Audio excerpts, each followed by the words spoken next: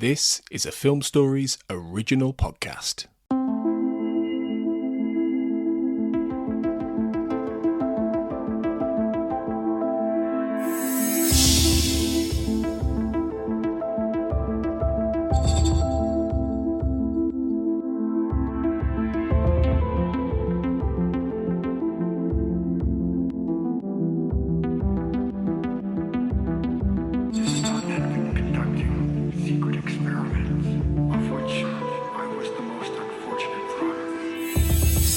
Welcome back everyone to the Xcast. The truth is in here. I'm Tony Black, your host, and it's a huge Merry Christmas from me and everyone else who is on this very special Xcast episode, because this is going out to you on Boxing Day. So we've all had Christmas, we're all stuffed on turkey, we are slightly tipsy on port or whatever we're drinking, because we live in like 1900s Christmas. Yeah, we thought for this very special day, and for our first proper Christmas, because we were a podcast obviously last year, but we were just getting started. It was like our third episode or something, so we didn't really do it properly. Now we've built up the whole little Xcast crew and everything like that, and hopefully lots of listeners. We thought we'd do something quite special for Christmas. So this year, we're having the ultimate X quiz. Now, everyone hates me for the X quiz normally on episodes, so this is going to be torturous for my very special guests who've come on to do this for me today, who all form the blog team for the Xcast. So I'm going to go round in order and welcome back Carl Sweeney.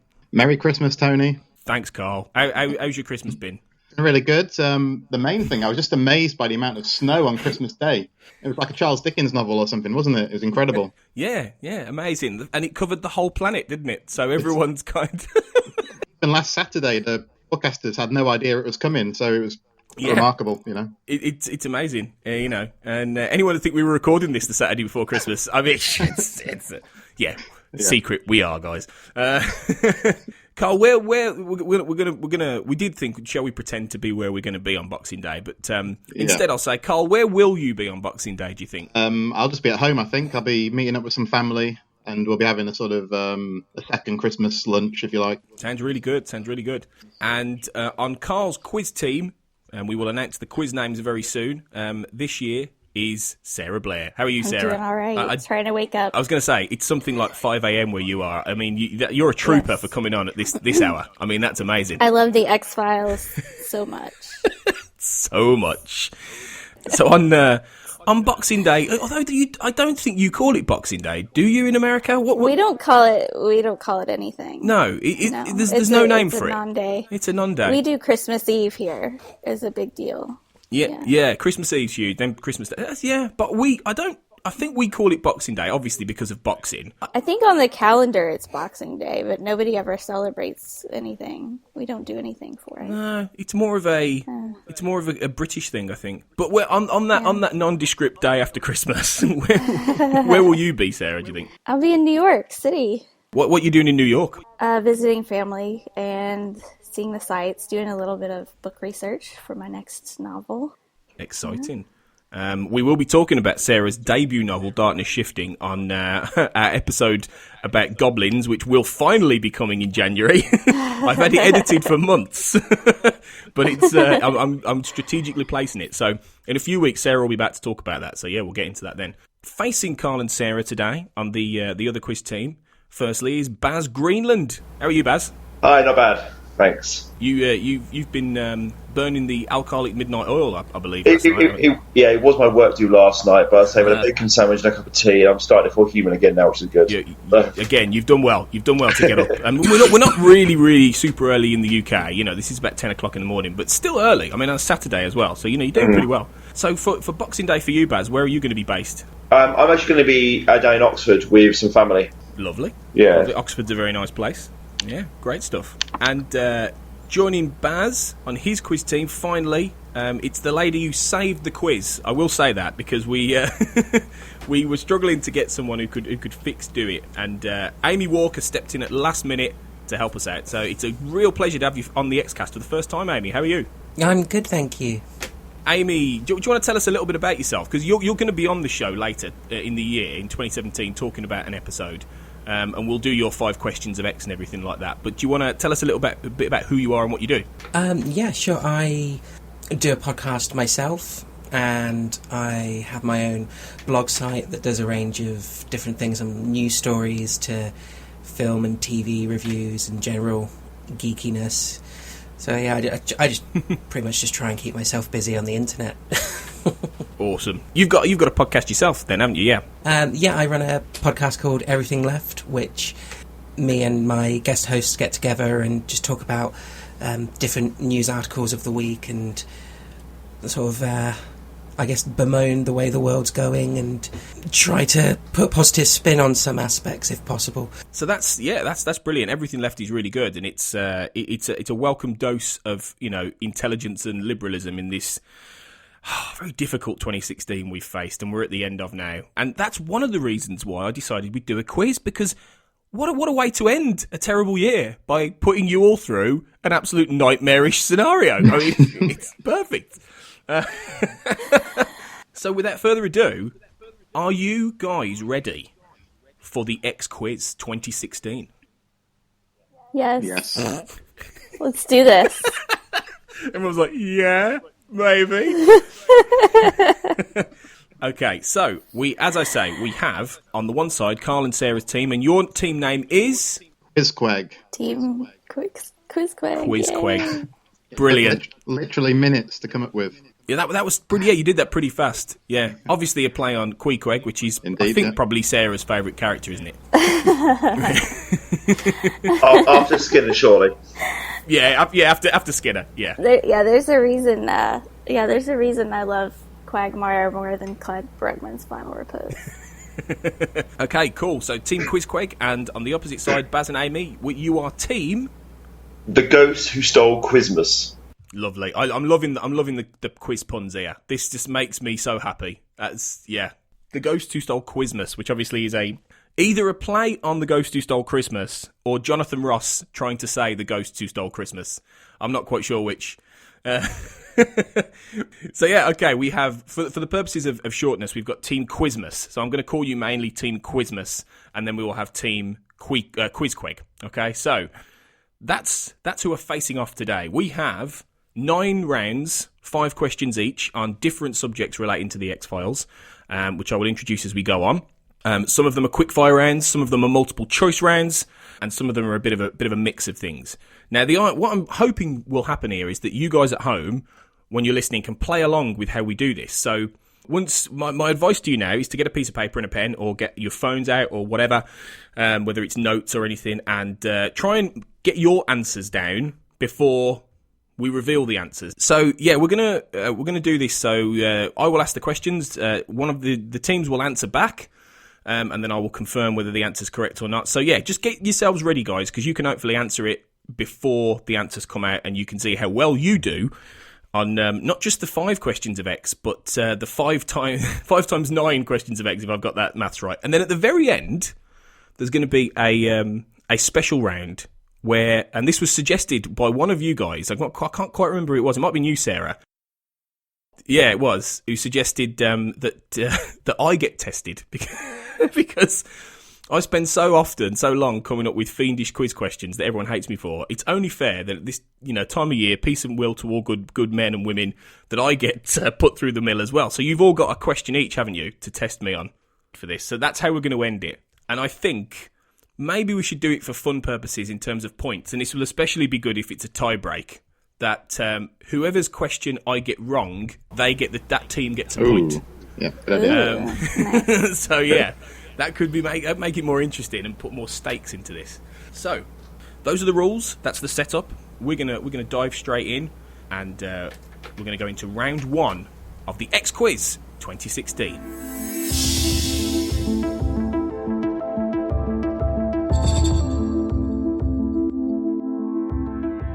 Round 1 is a quickfire round on seasons 1 and 2 of the X-Files. We've got 5 questions which cover elements of both seasons. So the way we're going to do this is that quiz teams are going to shout their quiz name out as I answer a question. So we'll get Team Quizqueg, or we'll get Christmas, and then I will arbiter who gets to answer the question first. And if the So quiz team nervous. if the quiz team gets it wrong, then the other side of the team can have a go, and then we'll see how we get on. So, question 1. Bellfleur, Oregon is where the pilot episode of The X-Files is set, but it was a nod to the birthplace of which X-Files crew member? I have no idea. This is a tumbleweed moment. I've hit you already with the terrible one right at the beginning. Quizqueg. Quizqueg, go for it. Late guess. Let's say R.W. Goodwin. Is incorrect. Quizmas? Any ideas, Amy? No. Oh, I've saying now, I've forgotten every crew member on the X-Files as well. Could it be Mark Snow? It's incorrect. Can the other people have a guess too? Yeah. Quizqueg, you can jump back in, yeah. Okay, well, I'm guessing Chris Carter because he's the guy who created the show and he put his birthday and everything too. So Is correct. Yay. Quizqueg, get the point. Now I may have misled there by saying crew member, but he is technically a crew member. If I'd have said writer, that would have really pared it down too easy. So yeah. Okay, that's 1 point. Okie dokie. Question 2. In Beyond the Sea, Mulder is reading Boggs' criminal profile, but Scully remarks she hasn't seen him this engrossed since she saw him reading what?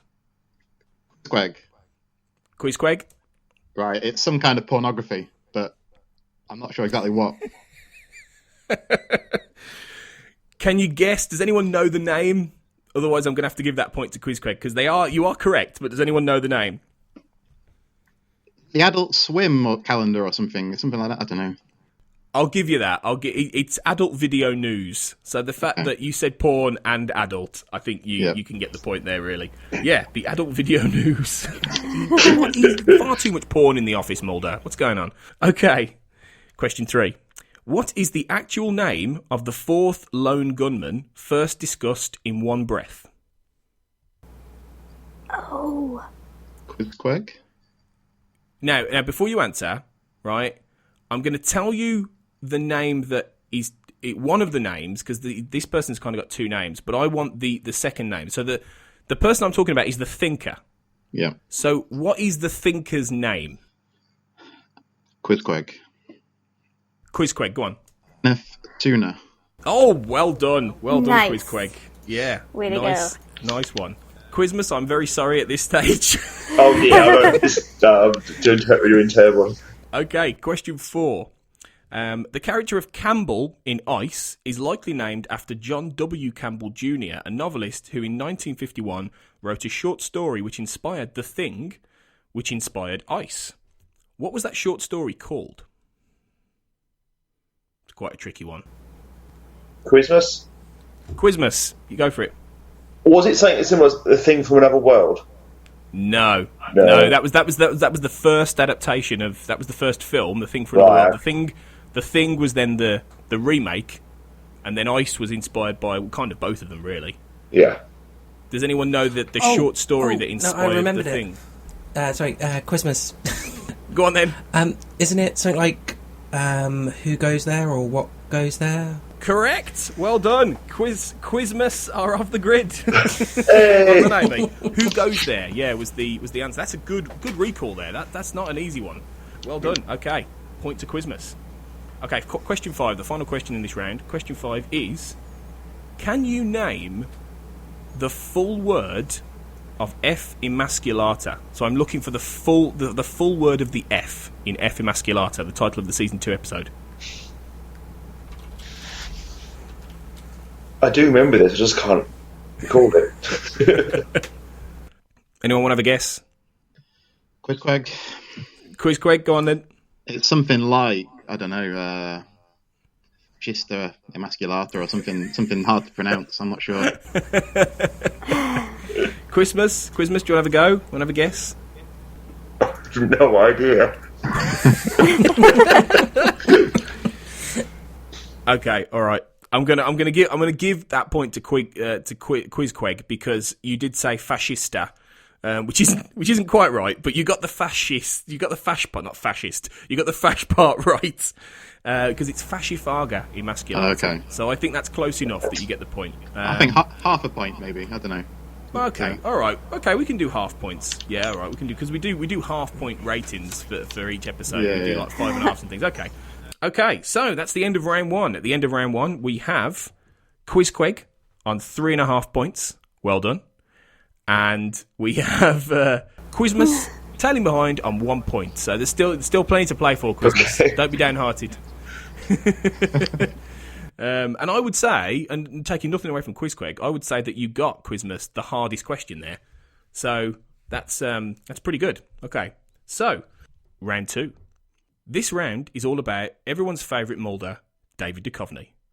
And this is multiple choice.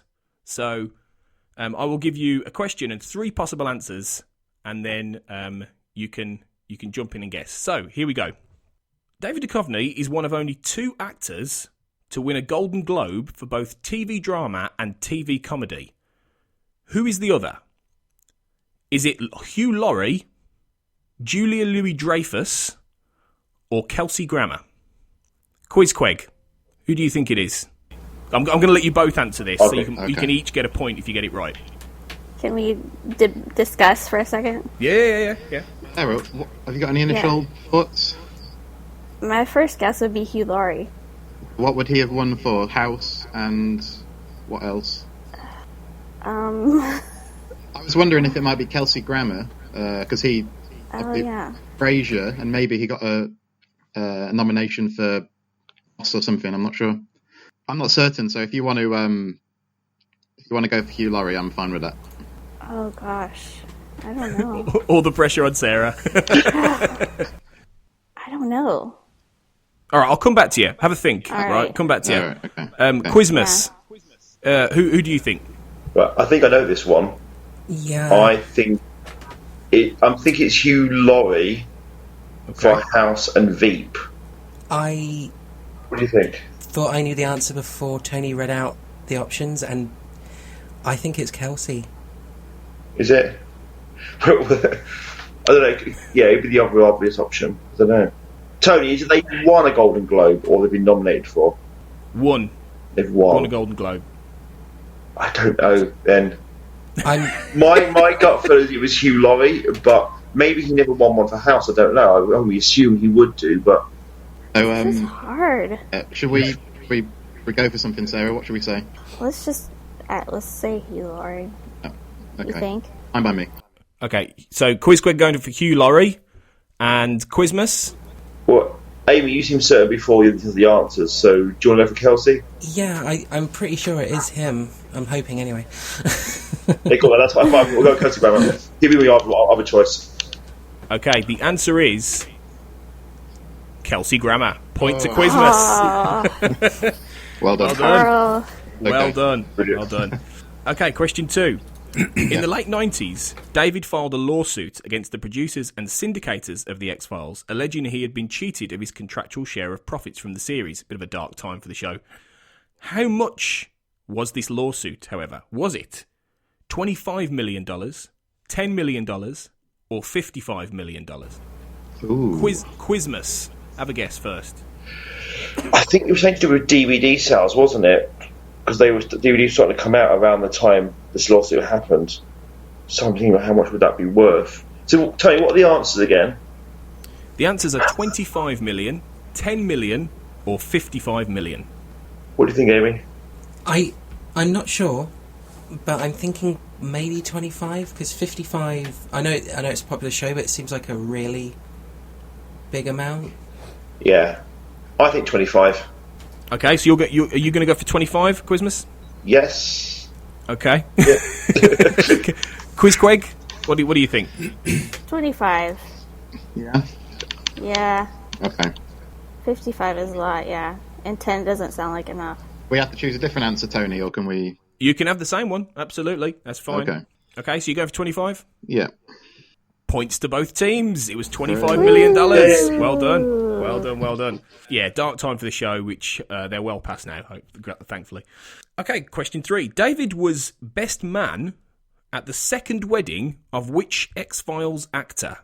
Was it Nick Lee, Chris Owens, aka Spender, or Mitch Pileggi? Quizqueg. I think it's Mitch Pileggi. Yeah, Yeah. Okay, you happy with that one? very happy. Yeah. Okay. Quizmas? I kind of think Mitch Pileggi too. Yeah, that was my And gut. I'm also thinking, if Sarah's certain about Mitch Pileggi, then I'm kind of It's a good indicator, isn't it? Yeah. yeah. I think bear in mind that the other two actors were on periodically, whereas Mitch Pileggi was there for almost the whole thing. Feels like you're probably Mitch Pileggi anyway. What do you think, Amy? Yeah, that's a good call. Okay. Both teams going for Mitch Pileggi. Points again to both teams. It was Mitch Pileggi, second wedding. Yay. Well done. So I think who was he marrying at that point, Sarah? Was it Arlene? Arlene. Yeah. Who then played his secretary, didn't she, in like the later seasons of the show? And Scully's double. Awesome. Okay, well done, guys. You're doing well here. Question 4. David is a huge fan of which British TV series and has expressed a desire to appear in it historically? Is it Doctor Who, Downton Abbey, or Fleabag? Quizmas. I think, given that Doctor Who wasn't on when X-Files was on, I don't know, mind you, none of them were actually Downton Abbey as well. I think Downton Abbey. I do cover a lot of Doctor Who news coverage. I've never heard about David Duchovny wants to be in Doctor Who. So I think Downton. I know it's finished as a movie now, but I think Downton Abbey. What do you think? Again, I love Doctor Who, but I've never heard that he's expressed any interest in that. So yeah, Downton Abbey, I think it's a good go. Okay, so Downton Abbey for Quizmas. Quizqueg, what do we think?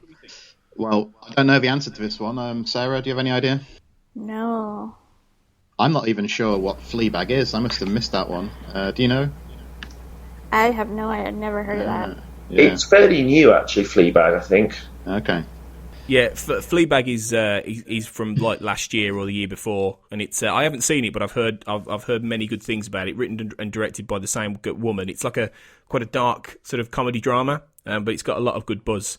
So yeah, that's quite recent. So would he have said this recently, or would he have said it in the past, or what do we think? I think Doctor Who.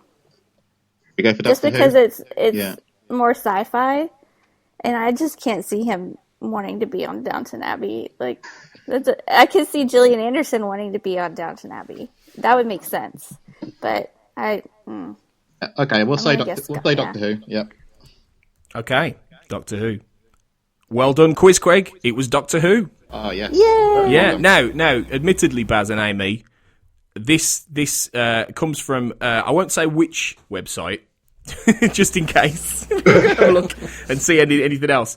But it comes from a fairly reputable website. So, but some of these facts may not necessarily. Some may be open to interpretation. So, if anyone out there wants to correct this, feel free to let us know, guys. All right. But yeah, apparently he wants to be on Doctor Who. So I'd love to see that happen. Him rock up as a villain. Maybe a Slitheen. We could put him in a fat suit. That'd be hilarious. I'd be farting all the way through. He's up for that much weight, honestly. Finally, question 5. What does David's surname mean in Russian? Is it ocean, spiritual, or crow? Quizqueg. Oh, I feel like Crow. Maybe. I was thinking Crow. I don't know why. Just because you've got CHO. I don't know. It'd be a guess. So should we just go for Crow? Yeah. Okay, Quizmas. You say the answers again. Does David's surname mean ocean, crow, or spiritual in Russian? I have no idea. It'd be a guess.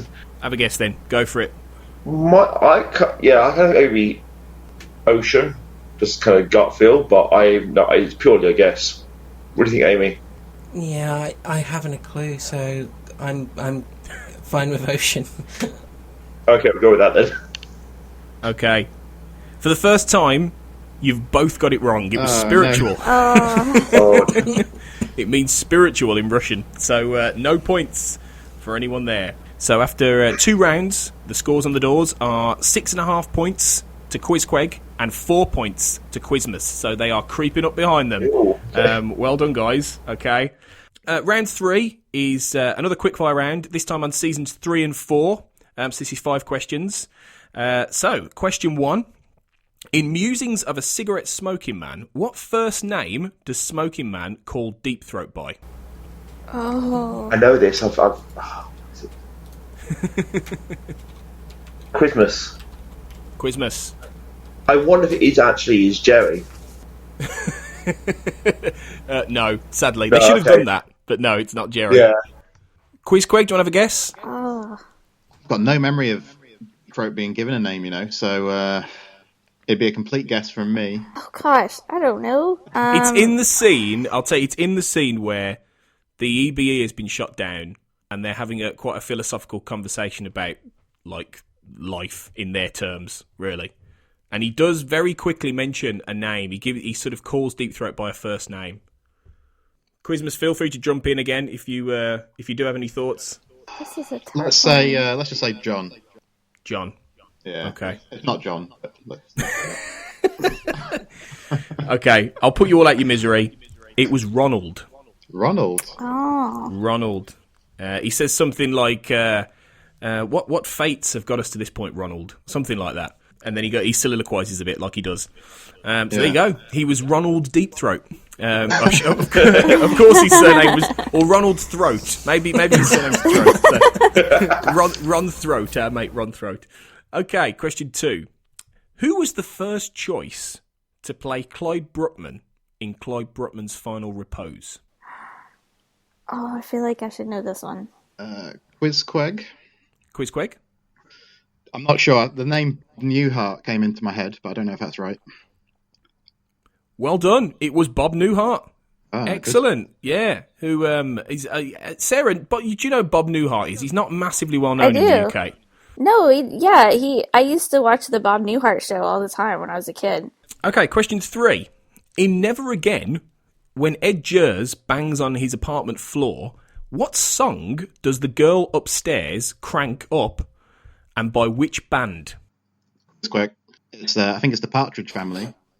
And Okay. I believe the song is called "Doesn't Somebody Want to Be Wanted?" Blimey, Carl, that's a good all right. good answer. Yeah, you've got that right. Yeah. That's Don't good. ask me to sing it, please. I don't want to. That's really good recall there. Well done. Yeah. Doesn't someone want to be wanted by the Partridge Family? Yeah. Great scene that, because doesn't It he is. kill her then? Doesn't he go and kill her? I think And and put her in. the camera goes back down the hallway. It's really good. Yeah, and then doesn't he put her in the incinerator? I'm sure he does at some Yeah. point, or he Yeah. does that to someone anyway. When you've got Jodie Foster going, kill her.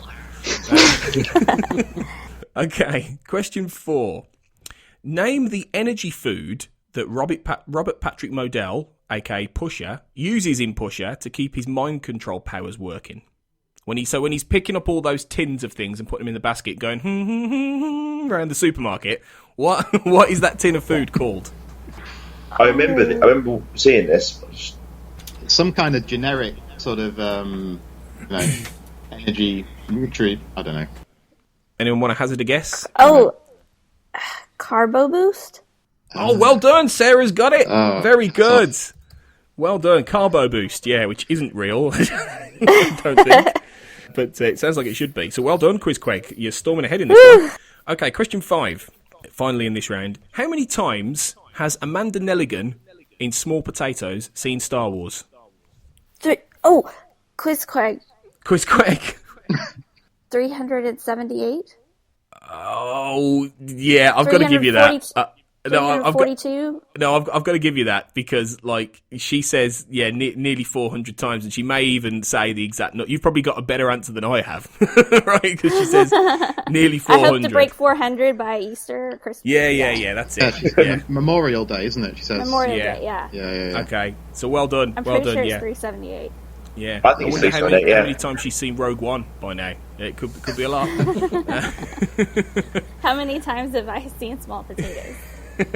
Well, yeah, clearly a lot. Yeah. 378. After that round, the scores on the doors are 10.5 points to Quizqueg and still 4 points to Quizmas. So they've taken a bit of a leap there. Well done, Yeah. Quizqueg. Yay. Oh yeah, I thought I actually knew the X-Files, but apparently not. Again, fiendish questions. I apologise. Okay, so Round 4. This is a round all about everyone's favourite Gillian Anderson. And again, this is going to be slightly different from the David round, because this is going to be a Rotten Tomatoes round. So there's some guesswork here involved. So I'm going to ask a series of questions based on Rotten Tomatoes ratings, okay?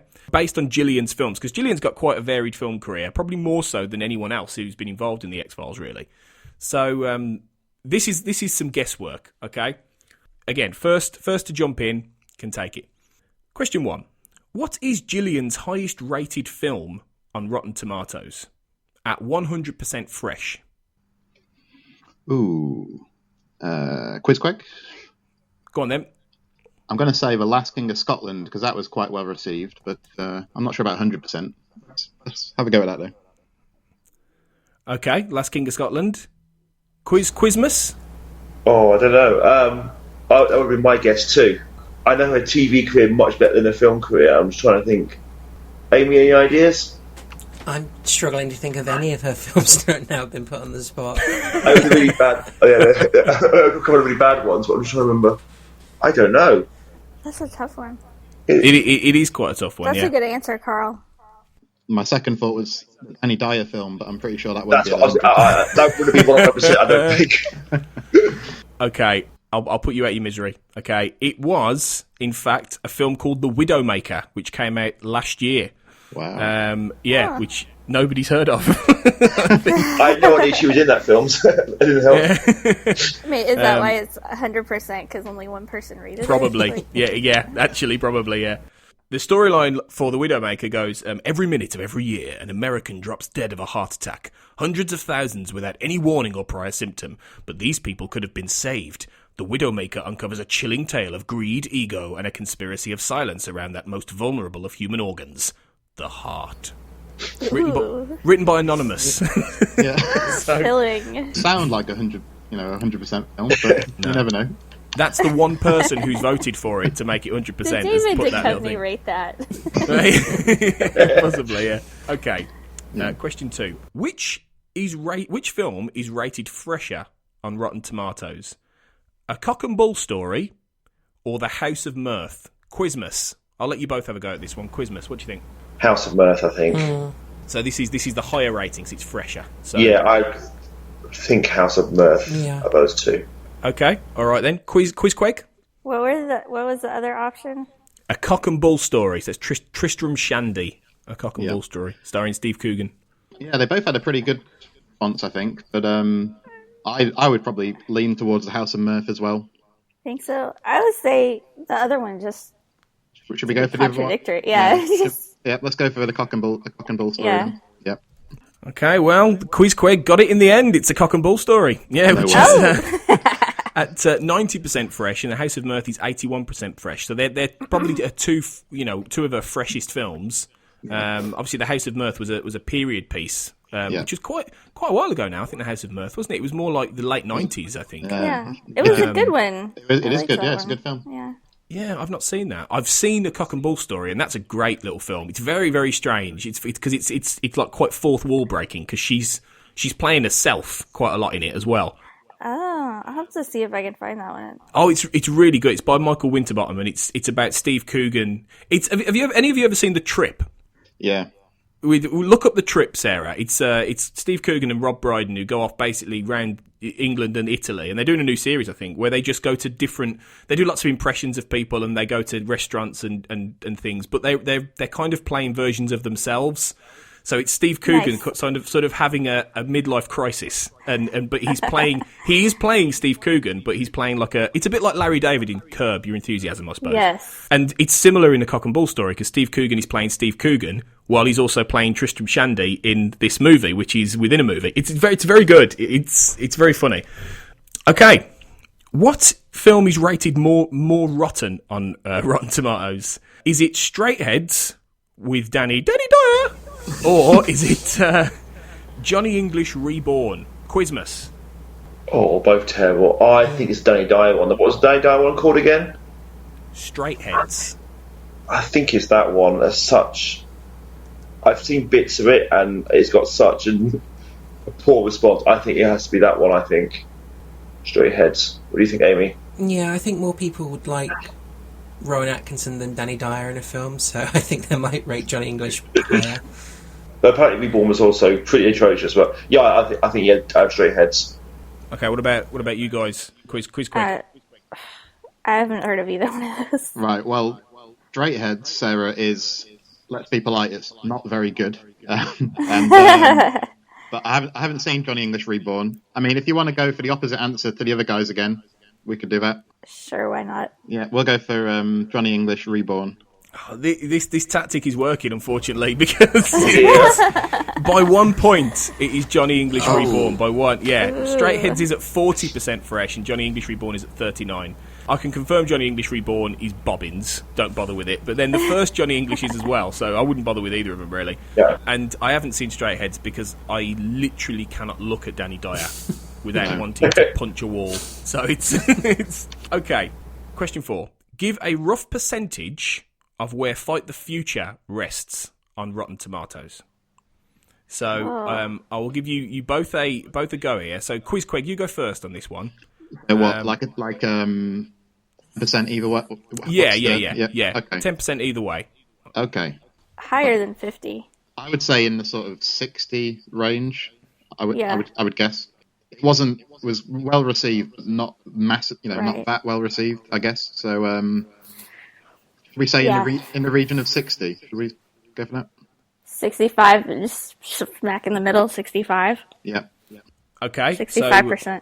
65% for Quizqueg. Quizmas, what do we think? I looked this up yesterday in prep for the quiz. I think I know the exact number. Well done, Isaiah. No, I wasn't looking up Go on, the then. score, just in general I was reading up on the X-Files. I'm going to go one under Quizqueg in 64. Oh. Okay, I think I'm gonna for the first time deploy the double point here because I think Amy's research deserves 2 points. So yeah, because it's 64% fresh, spot on. So that's a 2-point answer. Well done. You've go, also Amy. got a point though, Quizqueg, because you did guess very close. Yeah. So yeah, you deserve a point for that. Yeah, 64% fresh. What do we think? Do you think that's fair? I mean, personally, I think it deserves a bit higher than that. I'd put it at least in the 70s. Yeah, I would. I think it's good. It's a good film. I imagine the second one's quite low though. I was recently just watched the second one. I quite like the second one, but it's got a lot of issues. I think it'll be quite low down, that one. Well, yeah. I mean, yeah. Fight the Future is definitely a better one. Okay, finally, question 5? What is Gillian's lowest rated film on Rotten Tomatoes? Quizmas. I think we've probably had two of the ones I know most that aren't particularly good. So I don't know what film she's been in, to be honest.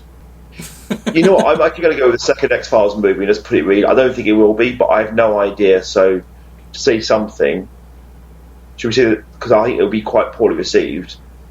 Should we just say I Want to Believe? Yeah. All right, so I Want to Believe by Quizmas. Quizqueg, what do we think? I know she was in a British film called Boogie Woogie, which was not very good. It was set in the art world. But if we can't think of anything else, I'd say Boogie Woogie. But what do you think? Yeah. That one or the second X-Files. I think that's a good guess. Okay, be different Yeah. then. We'll say It'll be different, yeah. We'll say Boogie Woogie. Okay, well, your tactic has finally not paid off because Quizmas get it. Yeah, I Want to Believe is her worst movie on wow. Rotten. Third time, not a charm. Yeah. 31% Rotten on Rotten Tomatoes.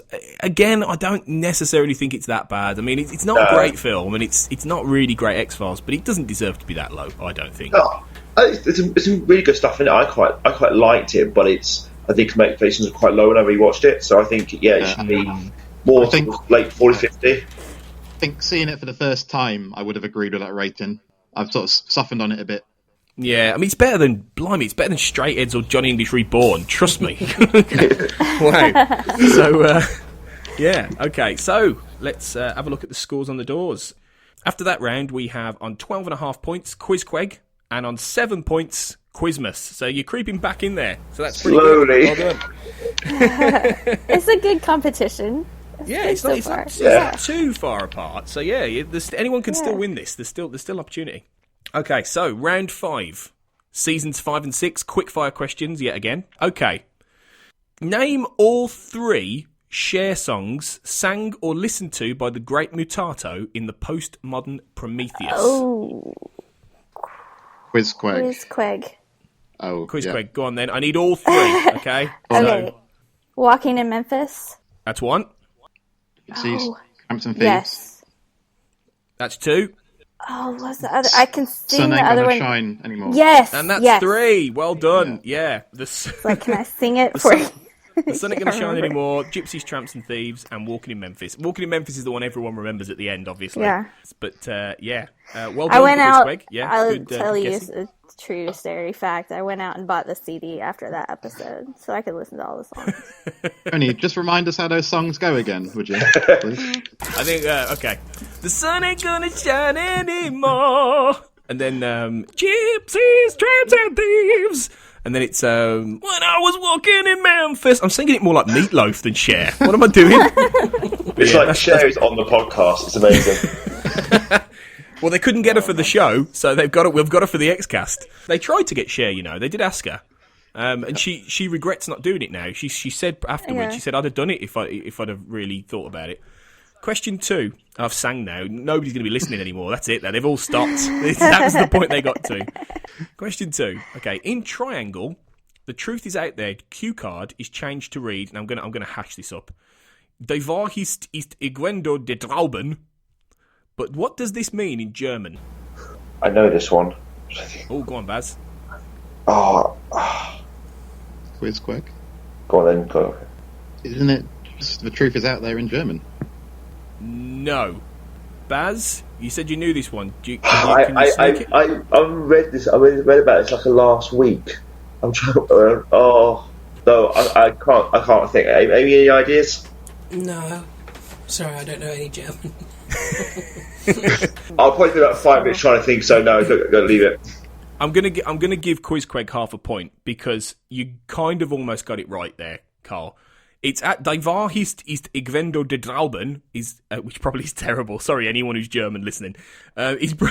Is translated as the truth is somewhere out there. Oh, okay. So yeah, sneaky. All right, but yeah, Oh, that was a trick question. it was a little bit of a trick question. Yeah, but I did it. I tricked you. But well done. Half a point anyway. Half a point.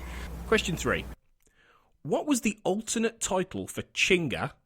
And why was it changed outside of the US? I know this one, I think. Go on, Quizquag. Quiz Craig. Yeah, go on. Right. I remember this from the season 5 VHS tapes I got. I think it was Bunkani, and the reason was it's a swear word in Spanish or some other language.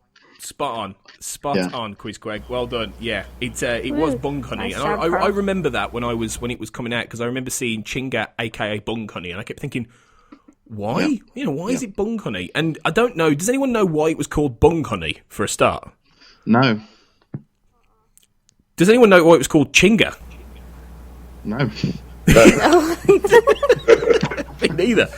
Okay, we need to get Stephen King on speed dial for this one, I tell you.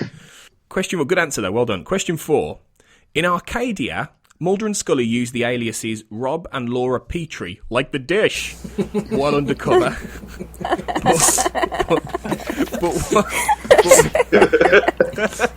But what classic comedy show are these names both from? Quiz Quag, Quiz Craig. the Dick Van Dyke Show. The Dick Van Dyke Show! Yay! Well done. Okay. Which I've never seen, but I love Dick Van Dyke. Oh, it's Actually, a really. good show. I love that show. Is it a good show? Oh, Yes, okay. it's really funny. And Arcadia's a great episode. Lots of fun. Yes. Woman, get in here and make me a sandwich. I love all that stuff. It's terrible. Okay, question 5. Name at least 2 of the shows that Gibson Praise is watching on TV in the end. Quizmas. Can you have a guess at this? One of the Simpsons, I think. Okay. Any ideas? No. I'm sorry. You know, I think I I definitely know. remember the Simpsons, and I was sure he watches. Quiz Craig, can you get the other? I think it's Captain Planet.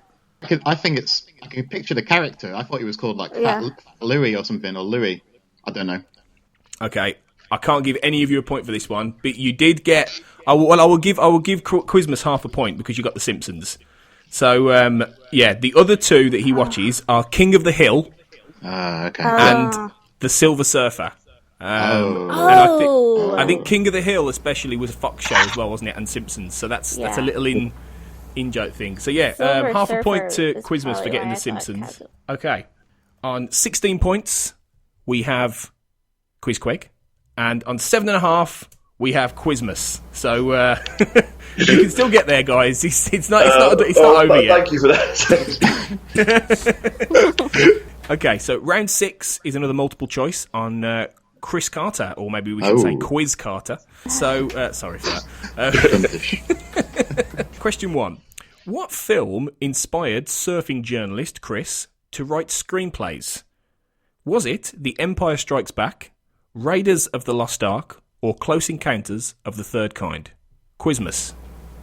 I think it's Raiders of the Lost Ark. Something rings a bell on that one. Yeah, let's go with that one. I like that. Okay. Quizmas? Quizqueg even? That sounds right. Yeah, I think I've heard that before. I think it is Raiders. I think he's spoken kindly of the other films at times, but I think Raiders is the Lost Ark is the one he's singled out. Yeah. Okay. Well done. Points to both teams. It was Raiders of the Lost Ark. How could that not inspire anyone, to be fair? It's Raiders. Well done. Well done, everyone. Okay, question 2. Which of the following developed pilots before The X-Files by Chris is false? So which is the one he didn't do? Is it called Cool Culture, Cop to Cop, or Capture the Flag? Quizqueg. So you're looking for the one he didn't do. One that didn't do. Can you just repeat them? Sorry, Tony. Okay, the pilots are Cool Culture, Cop to Cop, or Capture the Flag. Lots of C's. Yeah. Maybe he only wrote pilots that were the same initials as his name for a while. Unless you have a better idea, maybe Capture the Flag. Yeah. Okay, Yeah. Quizmas, what do you think? Can you repeat them again, please? Cool Culture, Cop to Cop, or Capture the Flag? Cop to Cop sounds so bad that I can't believe that would actually be real. So that's kind of my guess. Do you think, Amy? I was thinking Capture the Flag. Okay, which one are you going to go for? Well, we need some points, and if they're guessing Capture the Flag, maybe we should go with Capture the Flag. I don't know. You've got a new tactic, and it's follow the other team. Exactly. But yeah. Oh, we'll go Capture the Flag then. Okay, Capture the Flag. Well, your tactic works because it's Capture the Flag. Yay. Well done. Yay. Points for both teams. Yeah, so Cool Culture and Cop to Cop do exist, or they did exist, certainly scripts anyway. So yeah, there's your homework, everyone. Go and look up what Cop to Cop is. God knows. Question 3. How many times has Chris been nominated by the Emmys for outstanding writing in a drama series, but not won? So is it 3 times, 5 times, or once? So how many times has he been nominated for outstanding writing, but not won? Quizqueg. I don't think Yes. it's one. I think it's more than one. Yeah. I don't think he ever won, did he? As far as I know. I think, 3. yeah, 3. 3, okay. Yep. And Quizmas? This is not me copying Carl, so I have to say that now. 3 pops in my head before you took the answers, so that's kind of my gut feel. Yeah, I think 3 is a good one. Okay, you're all doing very well in this round. Yeah, well done. It's 3 times. And yes, he never did win. So, yeah. Not yet. Well done. Well done. Yeah, 3 times. Points all round. Okay. Question 4. Which of these episodes did Chris not, keeping with the not theme, did he not appear in? So, did he not appear in Hollywood AD, Jump the Shark, or Anasazi? Quizmas. I know it's definitely Jump the Shark. He's an FBI, yeah. I remember the other 2 appearances, so it must be Jump the Shark. Okay. Quizqueg. It's Jump the Shark, I think. In Hollywood AD, he's a man eating popcorn. It's Yeah. a wonderful Yeah. acting performance. It was fantastic. Yeah. In Anasazi, he's the FBI agent. He asks Scully a question, I think. Yeah, that's right, Yeah, yeah. it was Jump the Shark. Okay, well done. Yep, it's 4 points all round again. Yeah, these are too easy, these questions. Well done. Yeah, he wasn't in Jump the Shark. So yeah, excellent. Question 5 then. Chris Carter's cancelled series The After used the poem of which historic poet as an allegory? Was it Dante, Milton, or Wordsworth? Quizquig. Dante. Yeah, I think it's Dante as well. You going for Dante? Okay. Quizmas? Dante sounds very Chris Carter. I can see him using that. Okay. Yeah, well done. Yeah. it's Dante. Dante's Inferno. And obviously the After didn't go any further. Did anyone see the After? I did. I liked it. I mean, I would have liked to have at least seen more of it. A full season. Okay then, scores on the doors after round 6. 21 points to Quizqueg, still in the lead, but 12.5 points for Quizmas. So you acquitted yourselves very well there, guys, so well done. That's where we are so far. Round 7. We're back on the quickfire questions. Seasons 7 and 8 this time. So here we go. Question 1. In Orizon, what poet does Mulder allude to when he discusses the doors of perception in relation to the gates of hell? I can read that one again if you need me to. Yeah. In Orizon, what poet does Mulder allude to when he discusses the doors of perception in relation to the gates of hell? This is all you, Carl. I don't know. I don't know the answer. I remember this again, but I just can't quite remember what it was. Any idea? All you need is the poet. Can we have a clue? Another clue? Or not? Well, I can give you the poem, okay, if that helps. So the poem is The Marriage of Heaven and Hell. Oh. So this might be just This is where my English degree should come in handy, but it's not. It sounds like something a bit like Blake or Milton. Yeah. I think probably Blake. William Blake? Yeah, we should go Blake. Okay, so you're having Blake, Quizmas. You can have a go as well, because both of you were unsure, both teams. So Quizquig, do you want to have a go? Yeah, I think we should say something different, shouldn't we? Just to William Butler Yeats, but it's not him. I don't know. Who are you going to go for? William Butler Yeats? Yeah. Yeah. Okay. Well done, Amy, because it's William Blake. Yeah, excellent. Well done. Good answer. Yeah, he says that in The Marriage of Heaven and Hell, he says that if the doors of perception were cleansed, everything would appear to man as it is, infinite. So Mulder's got some really nihilistic bedtime reading, clearly, because he knows that one. Totally wasn't a shot in the dark either. I absolutely knew that one. Okay. Question 2. What movie connects two characters in the episode Red Rum, and which characters are they? Christmas. Go on then, Christmas. It's Terminator 2 Judgment Day, and it's Miles Dyson and T-1000, so it's John Dogger and I forget the name of the character in the show, the main character in the episode who's going back through time. I think you've done more than enough for the answer there, Baz. Yeah. Absolutely, yeah. It's what's his name? I think it's Martin Wells, the character in Red Rum, played by Joe Morton. Yeah, so it's Robert Patrick and Joe Morton, who were both in Terminator 2, Judgment Day, one of the best films ever made. So yeah, well done. I love Red Rum. Red Rum is one of my It's a good favourites. episode. It's such a great episode. Can't wait to do that one on the show. Okay, Enemy in season 7 was the last episode directed by whom after 73 episodes? Quizquag. Quizqueg. Yeah, is it Rob Bowman? It is Rob Bowman. Well done. Yeah, who of course directed Fight the Future, and he did some of the most. Go all the way back for season 1. He did. I think Genderbender was his first one, and he's one of those you could always tell a Rob Bowman. It was always one of the slightly better ones. Okay, question 4. Existence is the only episode to not feature which character in a season finale? Quizmas. Quizmas. It's Cigarette Smoking Man. It is the cigarette smoking man. Yep. Yeah, it's the only finale he doesn't show up in. That's because he's dead for the second time. Is he in Gethsemane? He might not be, actually. I don't think he is. Yeah. Ooh, He's not, actually. No, he's not. He's up until he's then. not, is he? In the Reduxes, but he's not in... Yeah, You're right. right. You're right. Yeah, Bonus okay. point. Existence. I lose a point for that one. Okay. And you know what? I'll give you half a point, Quizquig, for that, for correcting me. So well done. Okay. Correcting my questions. People are going to go, I bet all these questions are wrong. All these answers are wrong. Okay. Yeah, that was a trick question, obviously, guys. Well done. Okay, question 5. Who are the two political figures we see Jen from Jesuit in photographs with? Ooh. Oh, So Jen, obviously, you know, the genie, Janaya. Christmas. Quizmas? One's Nixon. Okay. Who's I the think other it might be Hitler, actually. Hitler? Oh. Yeah. Yeah, I think so.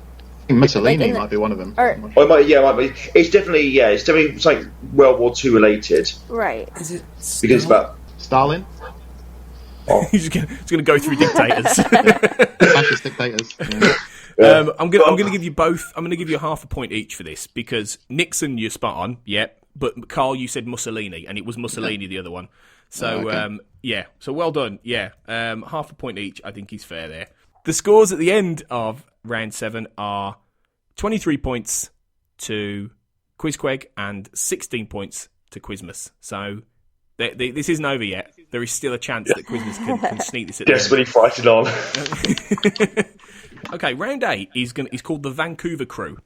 Ooh. And this is going to be a name the actor round. So I'm going to give you 5 questions and I'm going to list characters that were multiple characters that were played by one actor during the first 5 seasons. Because obviously the X-Files had a rotating group of actors.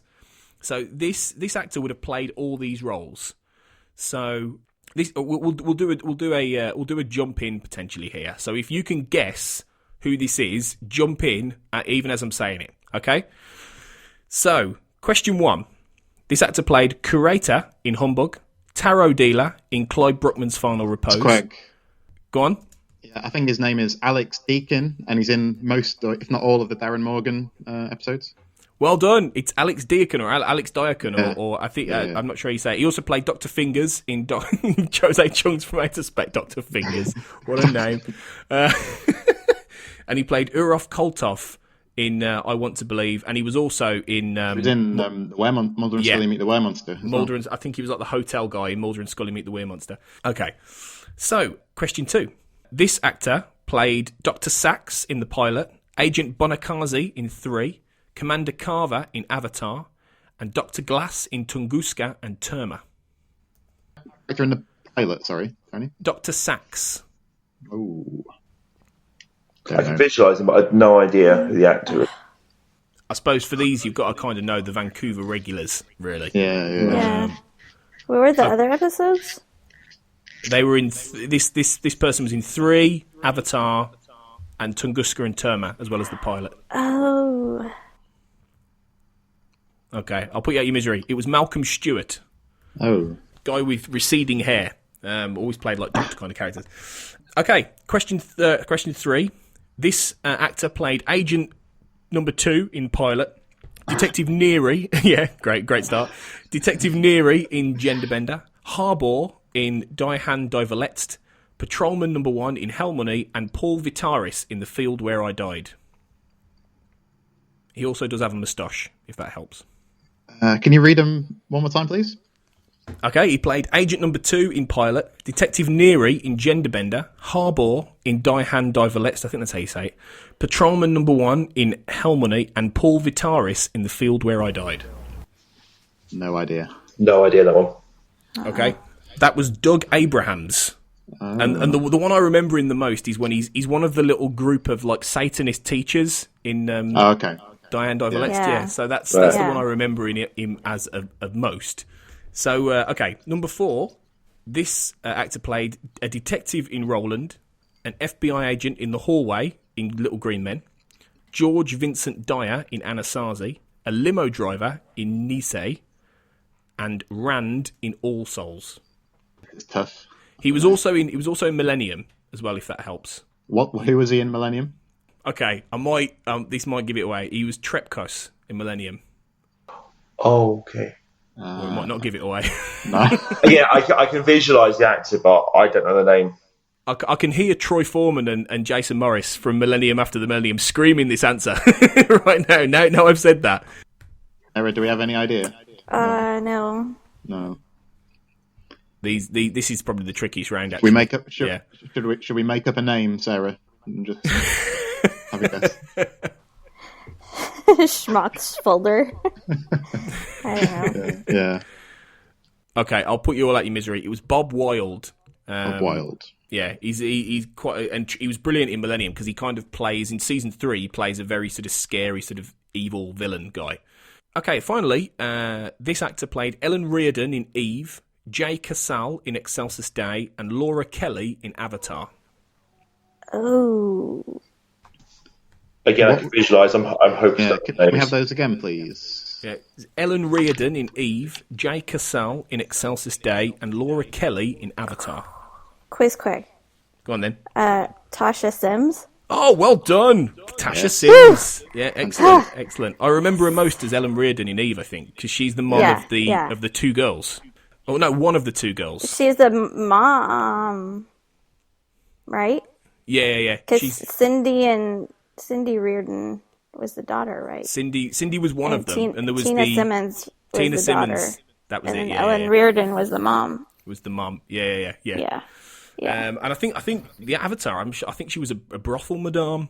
I'm sure she was the woman who owns the brothel where the woman who gets killed at the start. I don't know.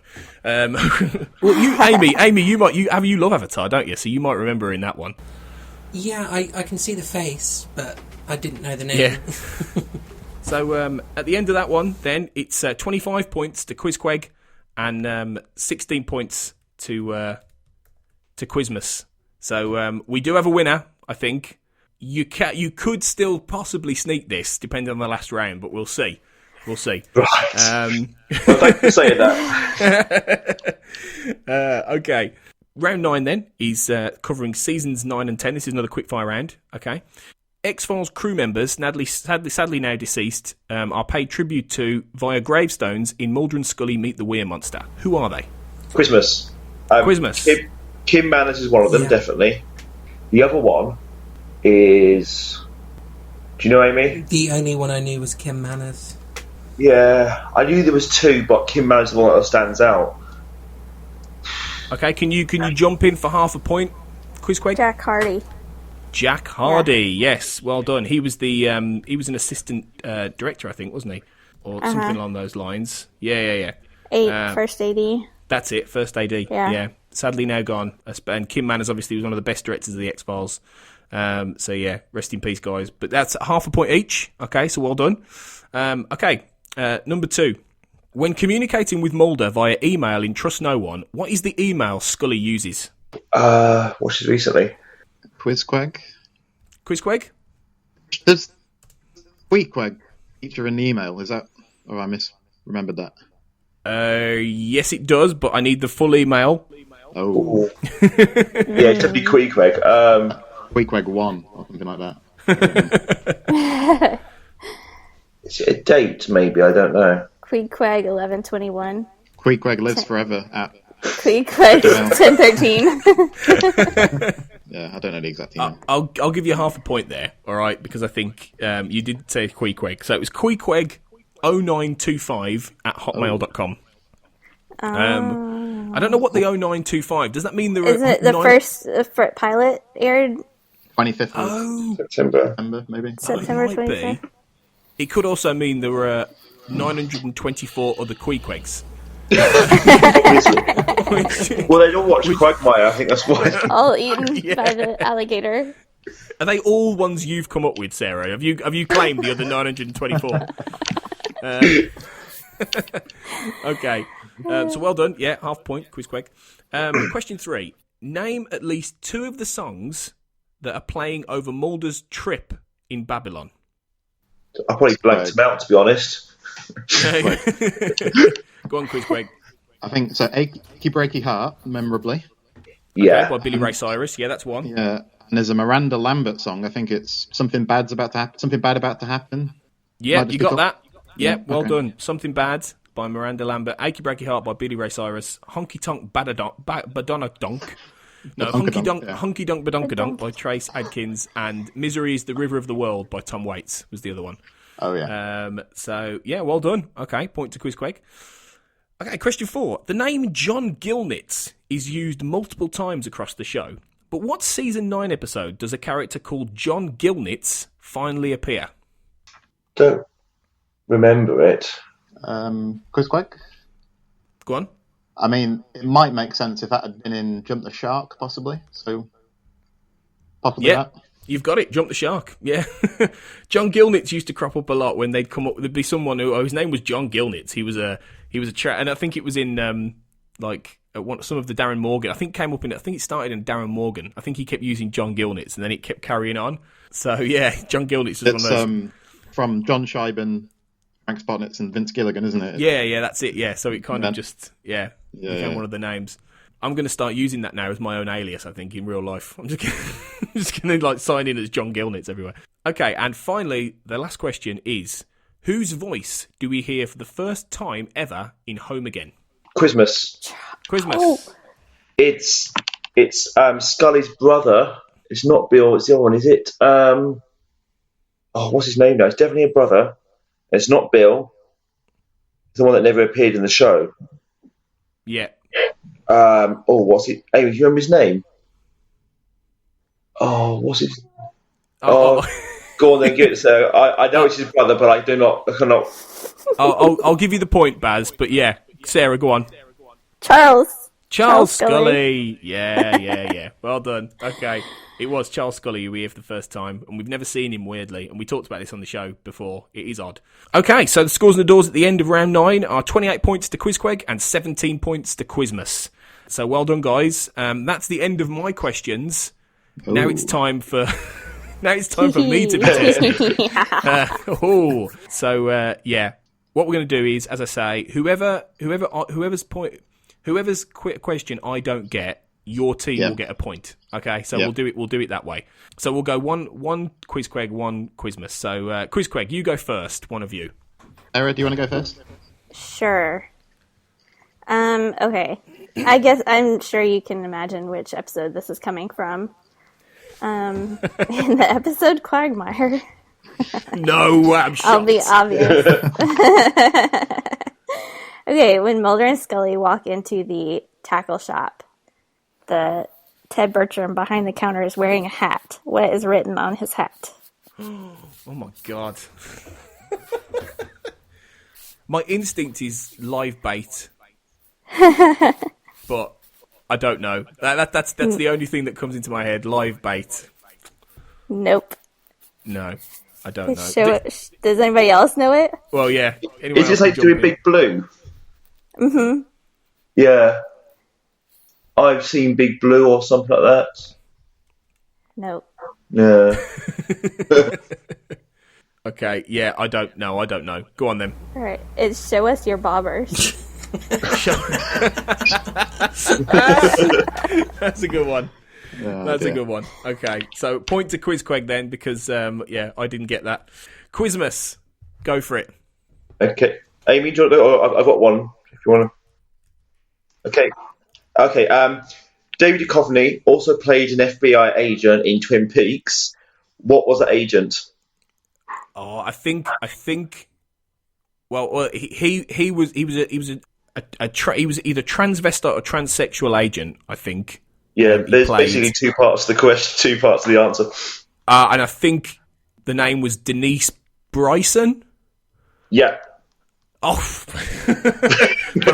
it's been a long time since I saw Twin Peaks. It was both. So what was the other name? Was it Dennis? Yes. Dennis and Denise. Was it That's still right. Bryson though? It was Bryson. Yeah. Yeah. Okay. All right. So you don't get the point. Sorry. No, that's right. I didn't think it was that hard a question, to be honest. Well, no, because I haven't seen Twin Peaks in a long time, so you could well have stumped me there. There you go. Okay, Quizqueg, hit me. Okay, so the on-screen credit music by Mark Snow is on every episode except one. What is the exception and why? Oh my god. Yeah. Oh my god, Carl. Good one, Carl. Yeah. So he gets a credit on every episode bar one. The words "music by Mark Snow" appear on every episode except one. Yeah. So does that? See, this is interesting because it suggest that there's an episode with no music, or the only music is by other people. This is what I can't. Yeah. That's tricky. If you want me to narrow it down, I can do that. We'll see. Well, maybe see if Quizmas have any idea with this first, because I don't want to. I'm wondering, is it? I don't know that the music in it, but is it the pilot? Because There's no title sequence in the pilot episode. It's not the pilot, but you're right. The words "music by Mark Snow" are in the end credits on the pilot instead of near Right, the beginning. So, not a bad guess. Okay, I'll narrow it down a bit. It's in the LA era, so it's after season 5. Okay. Episodes without. Oh, I'm trying to cycle through them all now. Oh my god, I don't know. Quizmas, do you have any idea? Because I'm struggling. Oh! X-Cops. Yes. Yes. On X-Cops, it just says main theme by Mark Snow. There's no other music in the episode. Well, there is. There's From the cop. There's theme. bad boys. What you gonna do? What Very you gonna true. do when they come for you? I've sang too much on this show, haven't I? Really? Nobody's ever gonna listen to this again. Christmas. Yes. God, that took a while. X-Cops, yeah. X-Cops, love that. That was Just a such good one, Carl. Yeah, I brilliant like so. episode. I love it. Okay, Quizmas. Final question of the quiz. Okay. After Samantha Mulder's abduction, she was returned to Earth. She was taken by the cigarette-smoking man and raised alongside Jeffrey Spender at an Air Force base. Name that base. Oh, yeah, because we see this. I think we see this in Closure, possibly, or Sign Unseat, one of them. See, the only base I can think of right now is Miramar, and I don't think it's Miramar Air Base. I think that was from Deep Throat. I don't know. Quizqueg? I think it's Krill Base, I think it's called. I think Mulder writes it down when he's in the hotel room. Yeah, that's the correct answer. April Base. Wow, okay. Yeah, I never knew that. So, wow, well, that's a really good one, actually. Nice job. that's a good question. Well done. Okay. So that's 4 because we haven't got like a fifth person. So I think we'll leave that at 4 questions. But yeah, good questions, guys. Good questions. Nearly stumped on all of them and almost all of them there. So okay. So at the very very end of the X Quiz 2016, the scores are Quizmas on 17 points. So well done, Baz and Amy. But the winners of this year's quiz are Carl and Sarah, Team Quizqueg, on 30 points. Well done, guys. Yes. Thank you. Yay. Well done. Good job, Sarah. Well done. Well done, Carl. You win an exclusive alien abduction by the Syndicate, which will take you to the far-off galaxies. And you'll only lose a few teeth, so it's going to be pretty good. So yeah, I hope you've all had a go, guys, at home, and you've listened to all the answers, and let us know if you've had a go. Let us know what points you've got out of, I think, 49 questions. I think is the amount of questions. And let me know if I've got my scoring wrong, because I always think when I'm totting this up that I might have got some scores wrong. So if you've got different scores for Quizqueg and Quizmas, let me know. So we still lost. It's fine. I'm just afraid I'll look back on it and go, oh no, no, I've got it wrong. But yeah, so hopefully you've all enjoyed that. I hope you guys have enjoyed it as well, teams, and you've had fun. It was fun. Thank you. It's been tough, but it's been fun. But no, thanks for coming on, guys. It's been really fun doing the X Quiz with you, and we'll hopefully be still around next year, and we can do one next Quizmas, I should say. Yes. And maybe Team Quizqueg can come back on and defend their title next year. That sounds like fun. We'll see. Got a year to prepare there. Count me in.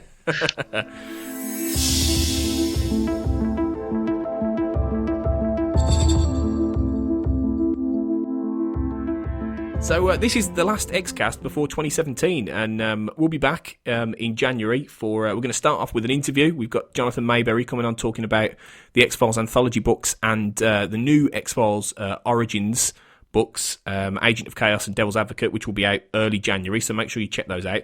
And then we've got some more episodes coming up. We've got Red Museum soon. We've got Excelsis Day.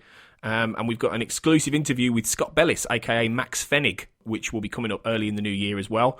And hopefully we can get some more cast and crew interviews. That's our first ever interview with someone who's been on the show as an actor. So hopefully we'll get a few more of these in 2017, and the show can continue to grow. So make sure you check us out in all our places. The X_cast on Twitter. The Xcast Facebook group, which we're all on. The Xcast blog, which is right now just the Xcast blog at WordPress. but we'll hopefully have a domain soon, and on iTunes as well. If you just drop us a review and a rating, that'd be amazing. But before we go, guys, where can everyone find you all? Carl, where can we find you online? So on Twitter, csweeney758, and I've been writing some stuff for the XCast blog. So been doing some top 10 articles recently. People have been enjoying it, seems. So yeah. Awesome. Yeah, great stuff. Yeah, really good. Sarah, how about you?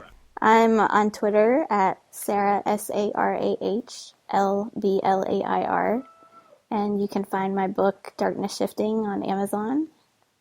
And I'm on the XCast blog. I'm going to be starting a new series. I haven't watched seasons 8 and 9 yet, so I'm going to be starting that series on the blog. I'm excited about it. This is going to be great fun to see your new thoughts on these last 2 seasons, Sarah. So that's brilliant.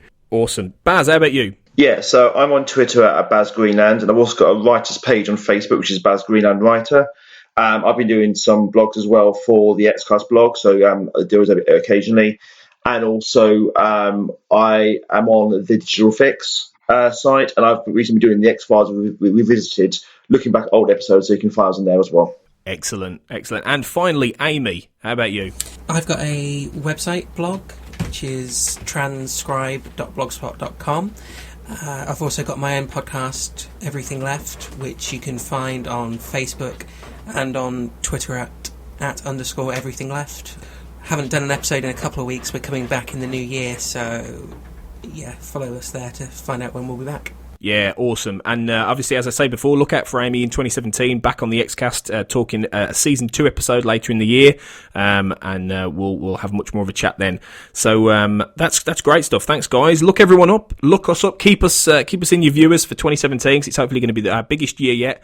So as you sit there after Christmas, having been all quizzed out, make sure you have a restful and happy New Year, and have a great time. And yeah, as I say, we'll be back in 2017. But just remember, until then, die Wahrheit ist irgendwo der Glauben.